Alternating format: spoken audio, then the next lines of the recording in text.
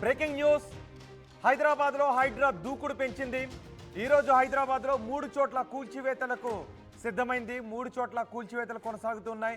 మాదాపూర్ సున్నం చెరువులో కూల్చివేతలను మీరు ఆర్టీవీ స్క్రీన్ పైన చూడొచ్చు. మొత్తం 4 ఫ్లోర్ల అపార్ట్మెంట్, అది ఫుల్ ట్యాంక్ లెవెల్లో ఉంది అని ఈ ఉదయం నుంచి కూల్చివేతలు స్టార్ట్ చేశారు. మొత్తం భవనాన్ని, అపార్ట్మెంట్ను పూర్తిగా నేలమట్టం చేస్తున్న దృశ్యాలు మీరు ఆర్టీవీ స్క్రీన్ పైన చూస్తున్నారు.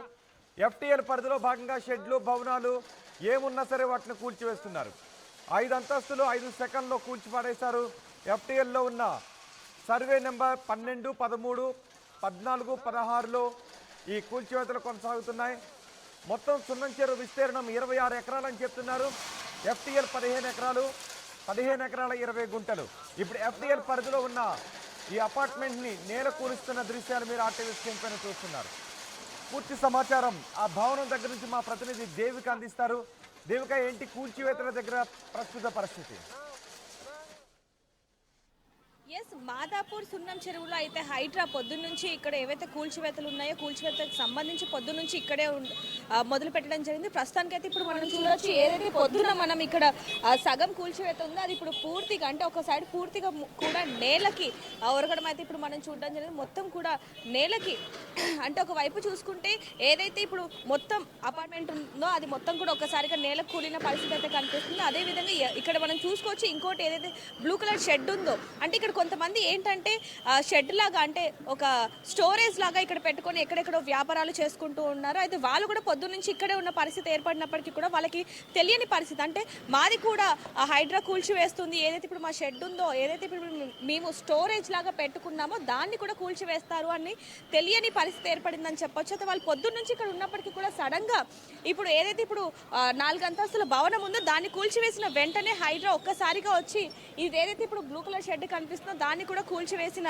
పరిస్థితి ఇక్కడ మనం చూస్తున్నాం. ప్రస్తుతానికి ఎవరైతే ఆ ఓనర్స్ ఉన్నారో వాళ్ళు కూడా ఒక్కసారిగా అసలు మాకు అసలు ఏ పర్మిషన్ ఇవ్వలేదు, దానికి సంబంధించి మా దగ్గర పర్మిషన్స్ అన్నీ కూడా ఉన్నాయి అని చెప్పి కూడా వాళ్ళు ఎంతగానో మొరపెట్టుకున్న పరిస్థితి కనిపిస్తుంది. పోలీసులని బతిమలాడుతున్నారు, మాకు ఒక అర్ధగంట సమయం ఇచ్చినా చాలు, మాకు లోపల కొన్ని కోట్లకు సంబంధించి విలువ చేసే, అంటే కొన్ని కోట్లకి విలువ చేసే సామాన్లు ఉన్నాయి, అవి మేము లోపల నుంచి బయటకైనా తెచ్చుకుంటాము అని చెప్పి వాళ్ళు అడుగుతున్నప్పటికీ కూడా పోలీసులు అంగీకరించిన పరిస్థితి కనిపిస్తుంది. ఇక్కడ చూడొచ్చు, ఎవరైతే ఓనర్స్ ఉన్నారో వాళ్ళందరూ కూడా ఇక్కడ మొరపెట్టుకున్న పరిస్థితి అయితే కనిపిస్తుంది. ఒకసారి వాళ్ళతో మాట్లాడి తెలుసుకుందాం.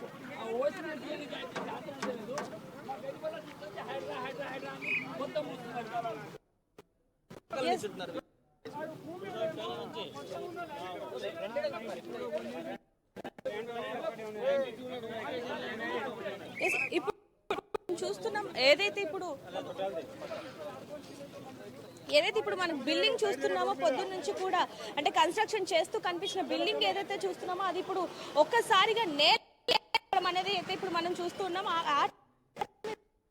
2, 3, 4 అంతస్తులు ఉందో అది మొత్తం ఒక్కసారిగా హైడ్రా అనేది కూల్చివేయడం జరిగింది. ఇక్కడ మనం చూస్తూనే ఉన్నాం, ఆనుకొని ఉన్న ఏదైతే ఇప్పుడు కన్స్ట్రక్షన్ చేస్తున్న అపార్ట్మెంట్ ఏదైతే ఉందో దాన్ని కూడా ఇప్పుడు అటు సైడ్ నుంచి ఏదైతే హైడ్రా ఉందో హైడ్రా ఒక్కసారిగా కూల్చే ప్రయత్నం కూడా చేస్తుంది. పైనుంచి కొద్దిగా కూల్చుకుంటూ ఒక్కసారిగా కిందకి మొత్తం కూల్చే ప్రయత్నం కూడా చేస్తుంది. ఇప్పుడు మనం పొద్దున చూసిన విజువల్స్కి ఇప్పుడు చూసిన విజువల్స్కి అయితే క్లియర్గా మనకి అర్థమవుతుంది. ఆర్టీవీ ఎక్స్క్లూజివ్లో అయితే మనం చూస్తున్నాం. ప్రస్తుతానికి పొద్దునున్న దానికి ఇప్పటికి హైడ్రా ఏ విధంగా కూల్చివేస్తుంది అనేది కూడా మనకు క్లియర్ కట్ గా కనిపిస్తా ఉంది. అదే విధంగా ఏదైతే ఇప్పుడు కన్స్ట్రక్షన్ చేస్తున్న అపార్ట్మెంట్ ఉందో దాని చుట్టుపక్కల ఉన్న ఏవైతే చిన్న ఇల్లులు ఉన్నాయో, అదేవిధంగా గుడిసెలు ఉన్నాయో వాటిని కూడా ధ్వంసం చేసే అవకాశం ఉంది అనేది కూడా ఇప్పుడు మనకు తెలుస్తోంది. ఎందుకంటే పొద్దున్న నుంచి కూడా ఏదైతే ఈ అపార్ట్మెంట్ కి సంబంధించిన వీళ్ళు ఎవరైతే ఓనర్స్ ఉన్నారో వాళ్ళు ఒక్కరే బాధపడడం జరిగింది. అంటే కేవలం వాళ్ళది మాత్రమే కూలుస్తున్నారు అని చెప్పి వాళ్ళు ఆరోపిస్తూ ఉన్నారు. ఎంతగానో మొరబెట్టుకున్న పరిస్థితి అయినప్పటికీ కూడా ఆ చుట్టుపక్కల ఏవైతే ఉన్నాయో చిన్న షెడ్లు కానివ్వండి, లేకపోతే ఏవైతే చిన్న షెడ్లు ఇవన్నీ ఏవైతే ఉన్నాయో వాటిని కూడా ఇప్పుడు ధ్వంసం చేస్తున్న పరిస్థితి కూడా మనం చూడడం జరిగింది. అయితే ఇప్పుడు మనం చూసుకోవచ్చు, జనాభా కూడా రోడ్డు మీద ఎక్కువైందని చెప్పాలి. ఎందుకంటే ఈ చుట్టుపక్కల ఏవైతే షట్టర్లు చిన్న ఇల్లులు ఉన్నాయో వాళ్ళు కూడా ఒక వైపు కూడా భయానికి గురవుతున్నారు. ఏమంటున్నారు? ఆ రేకుల షెడ్లో కూడా ఎఫ్టీఎల్ పరిధిలోనే ఉన్నాయని కూల్చివేస్తున్నారు. అందులో ఉన్న ఐటమ్స్ ఏంటి అసలు? ఎస్ రోహిత్, దానికి సంబంధించి కూడా ఇప్పుడు మనం పూర్తి సమాచారం అయితే తెలుసుకుందాం. అయితే ప్రస్తుతానికి మాత్రం ఏదైతే లోపల షెడ్ ఉందో ఆ లోపల కోట్ల విలువ చేసే సామాన్ ఉంది అని చెప్పి ఆ ఓనర్లు అయితే చెప్పడం జరుగుతుంది. ప్రస్తుతానికి వాళ్ళకి అసలు నోటీస్ కూడా ఇవ్వలేదు. వాళ్ళు పొద్దున్న నుంచి ఇక్కడ ఉన్నప్పటికీ కూడా అరే మాది కూడా కూలుస్తారా అనే ప్రశ్నలోనే ఉన్నారే తప్ప మాది కూడా కూలుస్తారు అని వాళ్ళు అసలు అనుకోలేదు. ఇప్పుడు సడన్ గా వాళ్ళ షెడ్ మీద కూడా ఒక్కసారిగా హైడ్రా విజృంభించడంతో ప్రతి ఒక్కరు కూడా ఇప్పుడు భయాందోళనకు గురవుతున్నారని చెప్పాలి. ఎందుకంటే ఇప్పుడు పక్కనే ఉన్న ఏదైతే షెడ్ ఉందో దాన్ని కూలుస్తున్నారు అంటే ఆ పక్కన ఉన్న వాటిని కూలుస్తారా అనే భయం ప్రతి ఒక్కరిలో కూడా కనిపిస్తుంది. అయితే ప్రస్తుతానికైతే ఆ షెడ్ లో ఉన్న సామాన్ ఏంటి అనే దాన్ని కూడా ఒకసారి మనం కానీ అడిగి తెలుసుకుందాం. ప్రస్తుతానికైతే లోపల కోట్లు విలువ చేసే సామాన్ ఉంది, మాకు ఒక హాఫ్ అన్ అవర్ టైం ఇవ్వండి, గంట కాకపోయినా ఒక అర్ధగంట టైం ఇచ్చినా సరే మేము ఒక్కసారిగా ఆ సామాన్లన్నీ కూడా బయటకు తెచ్చుకుంటాము అని చెప్పి వాళ్ళు చెప్పడం జరుగుతుంది. ఒకసారి వాళ్ళతో మాట్లాడి మనం తెలుసుకునే ప్రయత్నం కూడా చేద్దాం. ప్రస్తుతానికైతే ప్రతి ఒక్కరు కూడా ఏదైతే ఇప్పుడు ఈ సున్నం చెరువు ఉందో దానికి ఆనుకొని ఏవైతే షెడ్లు కానివ్వండి లేకపోతే కొంతమంది గుడిసెలు వేసుకొని ఉన్నారు, ఇంకొంతమంది ఇప్పుడిప్పుడే కన్స్ట్రక్షన్ చేస్తున్నా అంటే ఇప్పుడిప్పుడే భూమి లోపల నుంచి తవ్వుతున్న పరిస్థితి మనం ఇప్పుడు చూపిస్తాం ఆర్టీవీ ఎక్స్క్లూజివ్లో. అయితే ఇప్పుడిప్పుడే స్టార్ట్ చేస్తున్న వాళ్ళు కూడా ఒక్కసారిగా భయాందోళనకు గురవుతున్న పరిస్థితి కనిపిస్తా ఉందని చెప్పాలి. ప్రస్తుతం ఇక్కడ కొంతమందితో మాట్లాడుతున్నారు. సార్ లోపల అసలు ఏం మెటీరియల్ ఉందండి? లోపల ఏం మెటీరియల్? శానిటరీ మెటీరియల్ కోట్ల రూపాయల వాల్యూ, కోట్ల రూపాయలు. ఈజ్ అ టెనెంట్ పర్సన్, దానికి నోటీస్ ఇవ్వకుండా వచ్చి అలా మీరు కవరేజ్ చేయండి. కోట్ల రూపాయల సొమ్ము నోటి ఇంతే ఏంటండి. ఇక్కడ ఏమో ఊర్లు మునిగిపోయినాయి. 2000లో మొత్తం హైదరాబాద్ కొట్టుకపోతే చుక్క నీళ్లు రాలే మా ప్లాట్లలో. అసలు మాకు ఎఫ్టీఎల్ అని చెప్పి మాకు వచ్చేస్తారా వీళ్ళు హైదరాబాద్లు? మేమే దొరికినావా? ఓవైసీకి 18 అంతస్తుల బిల్డింగ్ ఎఫ్టీఎల్ లో ఉంది. అది తీయరా? అది ఎఫ్టీఎల్ కాదా? మనకి ఎందుకు టైం ఇస్తలేదు? మనకి నోటీస్ చేయలేదు. సమాధానం అంటే మనకి ఇప్పుడు ఎఫ్టీఎల్ ఉన్నాయి కదా సార్, ఎఫ్టీఎల్ ఉన్నాయి. మన ఎల్ఐసి అట్లా క్లియర్ చేసినా, యూఎస్సీ అట్లా క్లియర్ చేసినా అది గవర్నమెంట్ డాక్యుమెంట్ కదా, మనదే కాదు కదా. అది క్లియర్ ఉన్నాయి సార్, మన నోటీస్ చేయాలి కదా మనకి. లేదు ఉంటే మనకి ఇప్పుడు అడుగుతున్నా పొద్దు నుంచి 1 hour టైం వేసి ఖాళీ చేసుకుంటా వచ్చి ఇక్కడ అందరు పగిలి కొడతా ఉంటాడు. లోపల బండి ఉంది, బండి తీయనికి లేదు. ఆ బండి కూడా గంట సేపు రిక్వెస్ట్ చేసుకుని బండి బయట తీసిన. అట్లా కాదు. ఇప్పుడు దీనికి దగ్గర 4 కోట్లు మెటలు ఉన్నాయి. మేము మార్కెట్లో అప్పులు తీసుకొని ఉన్నాయి. ఆ అప్పు ఎట్లా కట్టాలి? ఎవరు కడతారు? మేము కట్టాలి కదా. బ్యాంక్ ఓడి అని మాకు 4 కోట్లు బ్యాంక్ ఓడి కడతారు. రేపు గవర్నమెంట్ వచ్చి కడతారో ఏమన్నా? మేము వ్యాపారం చేస్తున్నాం, ట్యాక్స్ లో కడుతున్నాం, అన్ని చేస్తున్నాం. దొంగ పని ఏం చేస్తలేదు. ఈ గవర్నమెంట్ దొంగ పని చేస్తున్నాయి. అంతా దమ్ము ఉంటే నోటీస్ ఇచ్చి టైం ఇచ్చి కోలుకోటండి. అప్పుడు నోటీస్ ఇచ్చినాక మేము చేయకపోతే మాది తప్పు అవుతాయి. నోటీస్ లేకపోతే మేము ఎట్లా ఖాళీ చేయాలి? లేదు, ఎఫ్టీఎల్ అసలు ఎఫ్టీఎల్ లేదు. మేము చెప్తున్నాం కదా, ఇది ప్రైవేట్ ల్యాండ్ అండి. మా దగ్గర యూఎల్సీ ఇచ్చి గవర్నమెంట్ ఇచ్చింది, యూఎల్సీ ఉన్నది, గవర్నమెంట్ ఇచ్చింది, ఎల్ఆర్ఎస్ ఉన్నది, గవర్నమెంట్ కి మున్సిపల్ ట్యాక్స్ కడుతున్నాము. మరి మేము ఎఫ్టీఎల్ అంటే మాకు నోటీస్ ఉండాలి కదండి. ఎల్ఆర్ఎస్ ఇచ్చారు, అది గవర్నమెంట్ ఇచ్చింది.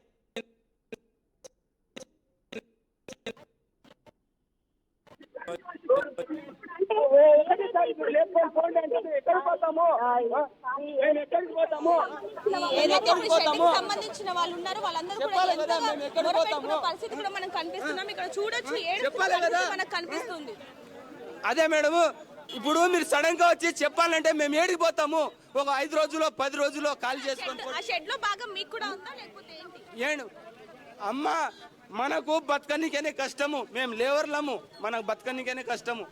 మేము గుడిసె కట్టుకొని బతుకుతున్నాం అంతే. భూమి అనుకో నెలకు 3000 జీతం ఇస్తున్నావా, కిరాయి ఇస్తున్నామమ్మా మేము. మనకు నీళ్లు లేవు, పాడు లేవు, ఏది లేదు, మనకి ఏది లేదు. మేము బతుకుతున్నాం అంతే. మీరు సడన్ గా వచ్చి ఇట్లా కూలగొడతామంటే ఎట్లయితే చెప్పండి మీరు?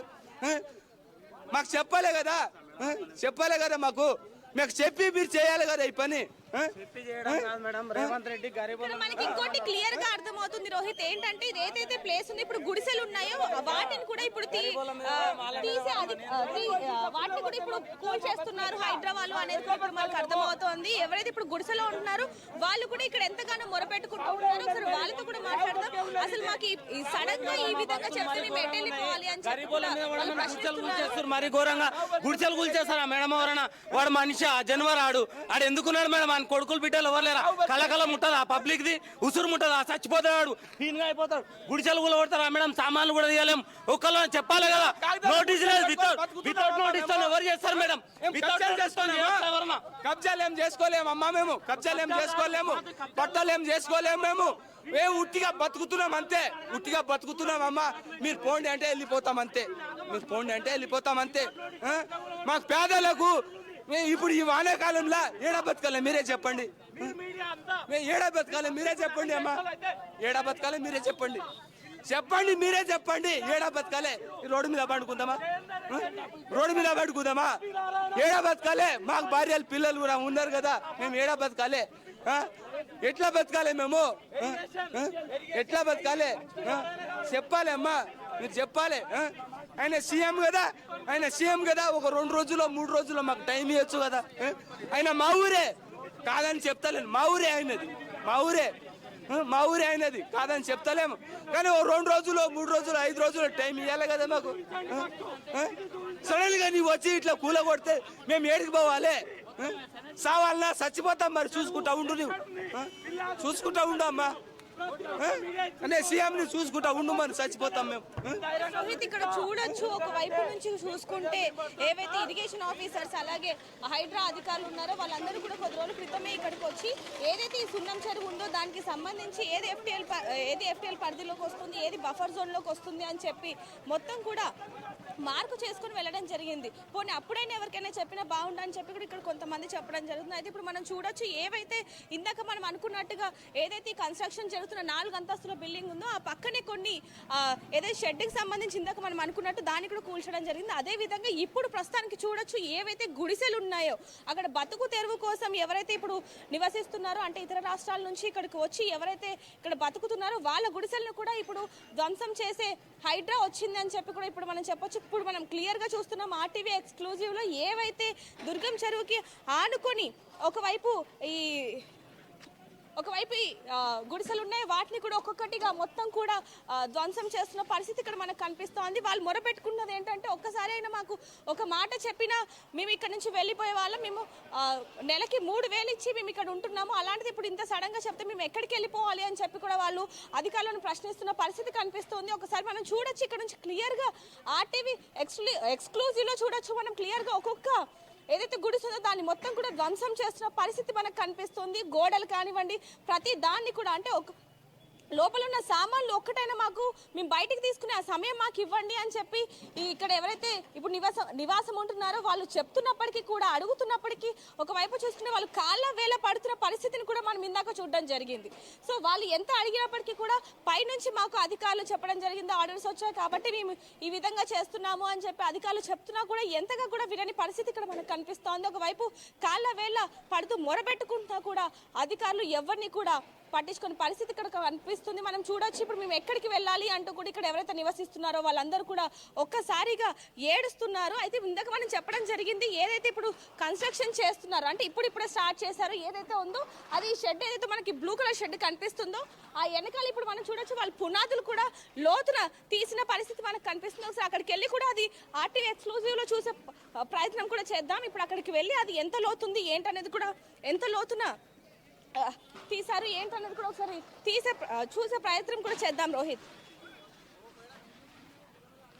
రైట్, వాటిని కూడా ఇంకేమన్నా కూల్చబోతున్నారు? ఇప్పుడు అక్కడ ఉన్న షెడ్లు, ఆ నిర్మాణంలో ఉన్న అపార్ట్మెంట్ని కూల్చివేశారు, వాటితో పాటు ఇంకా ఏమన్నా భవనాలు కూల్చబోతున్నారు ఇప్పుడు అదే ఏరియాలో? ఎస్ రోహిత్, ప్రస్తుతానికైతే ఏదైతే ఇప్పుడు ఈ భవనం ఉందో, పొద్దున మనం చూసిన భవనం, దానికి పక్కన అటాచ్డ్ గా ఇంకో భవనం కూడా ఉంది. ప్రస్తుతానికైతే ఒక భవనాన్ని అయితే, ఒక అపార్ట్మెంట్ 4 అంతస్తుల అపార్ట్మెంట్ అయితే కూల్చారు. ఇప్పుడు ఆ వెనకాల ఉన్న మరొక అపార్ట్మెంట్ ని కూడా కూలుస్తున్న పరిస్థితి మనం ఇక్కడ చూడొచ్చు. వెనక నుంచి అయితే ఆల్రెడీ హైడ్రా వెనక నుంచి కూల్చివేతని మెల్లమెల్లగా పైనుంచి అయితే మొదలు పెట్టిందని చెప్పాలి. పైనుంచి కొంచెంగా మొదలుపెట్టి ఒక్కసారిగా మొత్తం కూడా నేలకి కూల్చే అవకాశం అయితే ఉంది. ప్రస్తుతానికి ఇందాక మనం చెప్పుకున్నట్టుగా ఏదైతే ఆ అపార్ట్మెంట్ ఉందో, ఏదైతే ఇప్పుడు 4 అంతస్తుల అపార్ట్మెంట్ ఉందో దానికి ఆనుకొని ఉన్న ఏవైతే షెడ్లు ఉన్నాయో, అలాగే రేకుల్లో నివసిస్తున్న వాళ్ళు వీళ్ళందరూ ఉన్నారో వాళ్ళని కూడా ఇక్కడ నుంచి ఖాళీ చేపించే ప్రయత్నం అయితే చేస్తూ ఉన్నారు. ఇంకోటి ఇక్కడ చూడొచ్చు, మనం ఇందాక చెప్పినట్టుగా పునాదులు తీస్తూ ఉన్నారు. ఇప్పుడిప్పుడే కన్స్ట్రక్షన్ స్టార్ట్ చేసిన పరిస్థితి. వీళ్ళకి కూడా ఇక్కడ నుంచి ఖాళీ చేసే పరిస్థితి అయితే ఏర్పడుతోంది. ఇక్కడ మనం చూడొచ్చు మొత్తం కూడా హైడ్రా వేగవంతంగా అయితే కూల్చివేతలు మొదలు పెట్టిందనే చెప్పాలి. ఒకవైపు నుంచి చూసుకుంటే కనుక ఇక్కడ ఎవరైతే నివసిస్తున్నారో వాళ్ళ సైడ్ నుంచి ఎలాంటి ప్రాబ్లం రాకుండా ఉండటానికి వాళ్ళందరినీ కూడా బయటికి పంపించే ప్రయత్నం కూడా చేస్తారు.